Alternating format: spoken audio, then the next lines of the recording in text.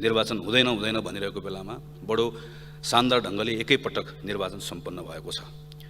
सरकारले आफ्नो नीतिमा भनेको छ यो पटक आएको स्थानीय सरकारलाई हामी सहयोग गर्छौँ।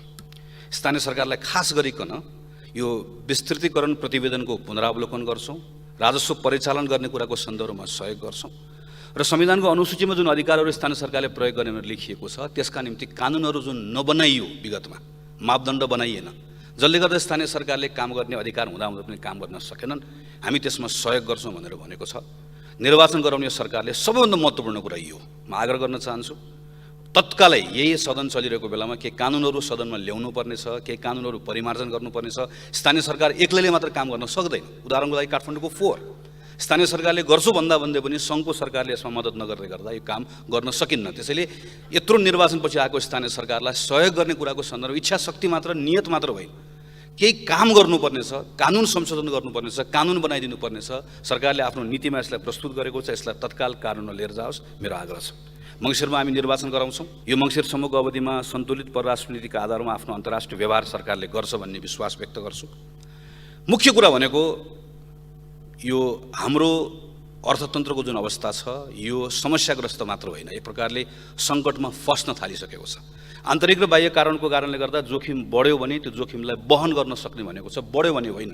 सामान्य सभाको महोदय, जोखिम आइसक्यो, यो जोखिमलाई सम्बोधन गर्ने कुरामा सबैभन्दा बढी सरकारको ध्यान यसमा जानुपर्नेछ। आजको सबैभन्दा ठुलो चुनौती भनेको बिजनेस एज युजुअल गरेर हाम्रो इकोनोमीले धान्नै सक्दैन।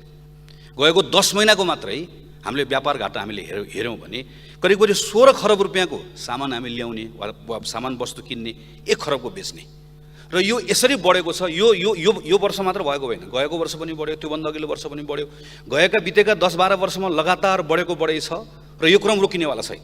आउँदो आर्थिक वर्ष अझ योभन्दा बढी भयानक ढङ्गले बढ्नेवाला छ। हाम्रो आम्दानीको स्रोत सीमित छ, त्यो रेमिटेन्सबाट पैसा आउँछ, थोरै मात्र वैदेशिक लगानी आएको छ, थोरै मात्र अनुदान आएको छ। हाम्रो आम्दानी कम छ र हाम्रो खर्च यसरी नै हुँदै गयो भने यसको लागि कुनै रकेट साइन्स चाहिँदैन। हामीले सामान्य घर चलाएको ढङ्गले हेऱ्यौँ भने पनि आम्दानी हामी यति थोरै यति धेरै खर्च भएपछि यसले थेक्न सक्दैन। कतिपय देशलाई व्यापार घाटा ठुलो विषय होइन, तर नेपालको जुन खालको आर्थिक परिस्थिति छ हाम्रो लागि व्यापार घाटा सबैभन्दा ठुलो चिन्ताको विषय हो। हामी करिब 11 गुणाले हाम्रो बढी भएको हाम्रो अवस्था छ। हामी बढी चाहिँ सामान आयात गरिरहेको अवस्था छ। यसको सबभन्दा ठुलो हिस्सा पेट्रोलियम पदार्थको छ।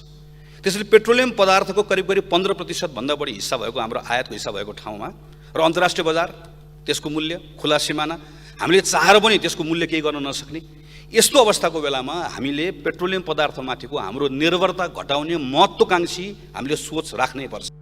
मैले त सोचेको थिएँ यतिका धेरै भइसक्यो, हाम्रो प्रतिपक्षी दलको नेता जसलाई मैले नै सहयोग गरेर माओवादी केन्द्रकै सहयोगमा प्रधानमन्त्री हुनुभयो, उहाँ एक्लै भएको छु भन्ने ठान्नु भएको छ भने त्यो भ्रम हटाइदिनुहोस्। तपाईँ एक्लै प्रधानमन्त्री हुनुभएकै छैन। पहिलोचोटि पनि माओवादी केन्द्रको तपाईँको भाषामा बैशाखी टेकेर हुनुभयो हो, दोस्रो पटक हाम्रो पनि भोट लिएर हुनुभयो हो। अब भएर देखाउनुहोस् त, अबको चुनावबाट देखाउनुहोस्, तपाईँलाई मानिन्छ, तपाईँ एमालेको प्रधानमन्त्री हुनुहोला। अन्यथा मैले त सोच्थेँ उहाँ हुँदो खाँदाको 2/3 बहुमतको सरकार, बालुवाटारमा उहाँले त अलि दीर्घकालीन ढङ्गले नै त्यहाँ रहन्छु भनेर तयारी पनि गर्नुभएको थियो।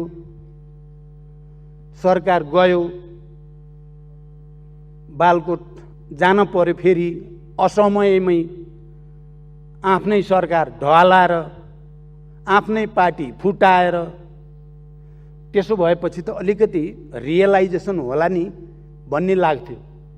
भएभरका 7 प्रदेशका सरकार पनि गुमे, त्यसपछि त अलिकति त आयो होला भन्ने लाग्थ्यो मलाई। अलिकति त अब यसरी त हुँदो रहेनछ, गल्ती त आफ्नो नि भयो भन्नेतिर आफूतिर फर्किनुहुन्छ होला भन्ने लागेको थियो। राष्ट्रिय सभाको चुनाव भयो, राष्ट्रिय सभाको चुनावमा उहाँहरूले जे देख्नु भोग्नु भयो त्यसबाट पनि केही न केही त आयो होला भन्ने लाग्थ्यो मलाई। बार एसोसिएसनको चुनाव भयो, त्यसबाट पनि केही न केही त आयो होला भन्ने लाग्थ्यो। अहिलेको स्थानीय तहको निर्वाचनपछि त पक्कै पनि उहाँले आत्मसमीक्षा गर्नुहुन्छ र फेरि एकचोटि देशको राजनीतिक स्थायित्वको निम्ति, कम्युनिस्ट आन्दोलनको हितको निम्ति आफू तत्पर रहेको कुरा गर्नु होला भन्ने लागेको थियो मलाई। त्यसो भएर म बडो ध्यानपूर्वक, उहाँले 3 घन्टा बोल्नुभयो, 3 घन्टा बसेँ म यहाँ। कहीँ उहाँले वामपन्थी एकताको पक्षमा वातावरण बनाउने कुरा पो गर्नुहुन्छ कि कहीँ अलिकति आत्मालोचना गरेर आत्मसमीक्षा मैले गल्ती गरेँ भन्नुहुन्छ कि अदालतले भनेको कुरा या पार्टीहरूले भनेको, गठबन्धनले भनेको कुरामा कहीँ उहाँ चाहिँ पुनर्समीक्षा, पुनरावलोकन गर्नेतिर जानुहुन्छ कि भनेको त उहाँ त सुरुदेखि अन्तसम्म अरूलाई गाली गर्नेतिर मात्रै, बदनाम गर्नेतिर र मेरो दृष्टिमा धेरै झुट कुरा बोल्नेतिर मात्रै केन्द्रित हुनुभयो र उहाँ बिल्कुल आफ्नो अहङ्कार र दम्भबाट पछि हट्नु भएको छैन भन्ने देखियो। मलाई त नेकपा एमालेका धेरै नेता कार्यकर्ताप्रति मलाई भरोसा छ, मलाई विश्वास छ। अहिले पनि यो प्रवृत्ति जसमा यति धेरै अहङ्कार, यति धेरै दम्भ र यति धेरै निषेधात्मक प्रवृत्ति नहुने हो भने अरू सबै नेकपा एमालेका नेता कार्यकर्तासँग मिलेर काम गर्न म कठिन हुने देख्दिनँ। भन्न चाहन्छु, यो सरकार चुनावी सरकार हो। हामी मङ्सिरभित्र चुनाव सम्पन्न गरिसक्न संवैधानिक रूपमा हाम्रो चाहिँ अभिभारा छ। त्यसले गर्दा यो सरकारले दीर्घकालीन रूपमा आर्थिक दायित्व थप्ने प्रकृतिका र भोलि आउने सरकारलाई बोझ थप्ने प्रकृतिका कार्यक्रमहरू यसले ल्याउन सक्दैन, ल्याउन मिल्दैन। त्यसो गर्न यसलाई अनुमति छैन भन्ने कुरा पनि म स्पष्टसँग राख्न चाहन्छु र जनमतलाई दिग्भ्रमित गर्ने गरिकन पपुलिस्ट प्रकृतिका कार्यक्रमहरू ल्याउने समेत पनि यसलाई अनुमति छैन भन्ने कुरा म राख्न चाहन्छु। सम्मानित सभामुख महोदय, खास गरिकन अहिले केही मिडियाहरूमा बजेट कस्तो बन्दैछ भन्ने विषयमा बजेटका छनकहरू आइरहेका छन्। बजेटको गोपनीयताको प्रश्न त आफ्नो ठाउँमा छँदैछ सभामुख महोदय। बजेटमा के कस्ता विषयहरू समावेश गरिँदैछन् भन्ने विषयहरूलाई सार्वजनिक चर्चाको विषय बनाएर जुन ढङ्गले चाहिँ गर्न खोजिरहेको छ, त्यसका लक्षणहरू, त्यसका छनकहरू देखिएका छन्। खास गरिकन पपुलिस्ट कार्यक्रमहरू लिएर आउने र राष्ट्रले धान्न नसक्ने त्यस प्रकृतिका कार्यक्रमहरू अघि सार्ने सरकारको तयारी छ भन्ने देखिन्छ। म फेरि दोहोऱ्याएर भन्न चाहन्छु सभामुख महोदय, यो सरकारलाई दीर्घकालीन महत्त्वका कार्यक्रमहरू, योजनाहरू अघि सार्ने अनुमति छैन र यसले खास गरिकन नयाँ निर्वाचित सरकारलाई बोझ, सरकारको चाहिँ लाई दायित्व थपिने प्रकृतिका कार्यक्रमहरू गर्न सक्दैन। यो आफ्नो सीमालाई, सरकारका सामनेमा जुन सीमा छ, संवैधानिक रूपमा, कानुनी रूपमा जुन सीमा छ, त्यो सीमालाई बुझेर यो चुनावी सरकार हो भन्ने कुरामा एक्का राखेर बजेट आउनुपर्छ भन्ने कुरा म भन्न चाहन्छु। र नीति कार्यक्रमले जुन खालको लक्षण देखाइरहेको छ सभामुख महोदय, यो नीति कार्यक्रमको लक्षण चाहिँ राम्रो छैन। हरेक महिना 10% पुँजीगत खर्च गर्ने सरकारको दाबी अभाव कहाली लाग्दो अवस्थामा पुगेको छ। बैङ्किङ प्रणालीमा लगानी यो नीति तथा कार्यक्रम गठबन्धन सरकार जस्तै दिशाहीन, उद्देश्यहीन, गन्तव्यहीन छ। इतिहासकै सबभन्दा कमजोर, मुलुकको समस्या नचिनेको, समाधान दिन नसक्ने, खोक्रो र सारहीन छ।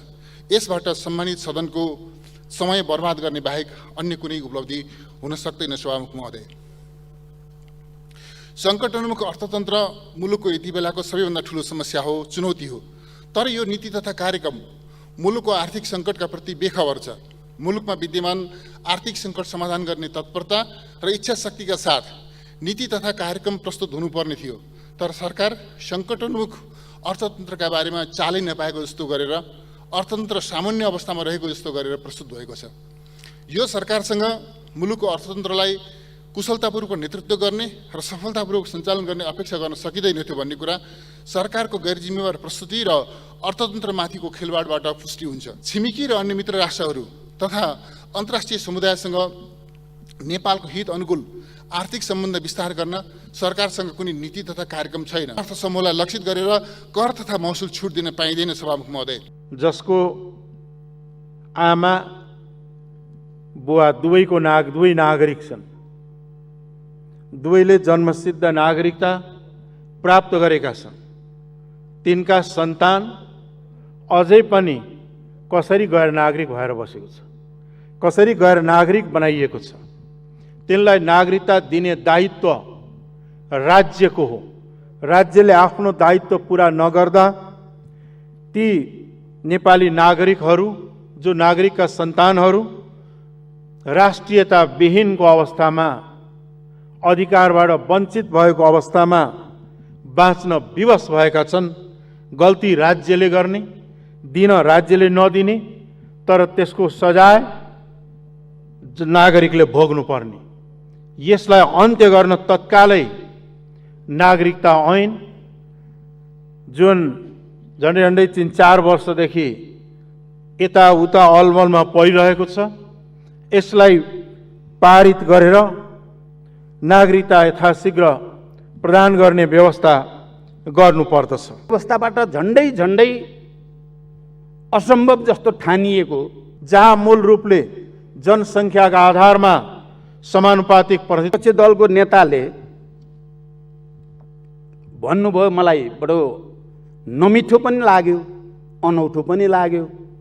उहाँले भन्नुभयो, हामी कसैको जसको सहयोगमा उहाँ 2 चोटि, जहाँ मूल रूपले जनसङ्ख्याका आधारमा समानुपातिक प्रतिनिधित्व गर्ने, जनसङ्ख्याका आधारमा निर्वाचन क्षेत्र हुने र निर्वाचन क्षेत्रहरू निर्धारण गर्ने जस्ता महत्त्वपूर्ण मुद्दाहरू रहेको थियो र तिनै सम्झौताका आधारमा आज नेपाल सङ्घीय लोकतान्त्रिक गणतन्त्र भएको छ।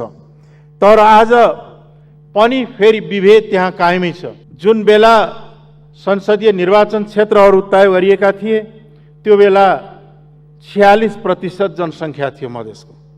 आज 53% पुगेको छ जनसङ्ख्या। अब 53% जनसङ्ख्याका आधारमा निर्वाचन क्षेत्रहरूको पुनर्निर्धारण हुनुपर्दछ।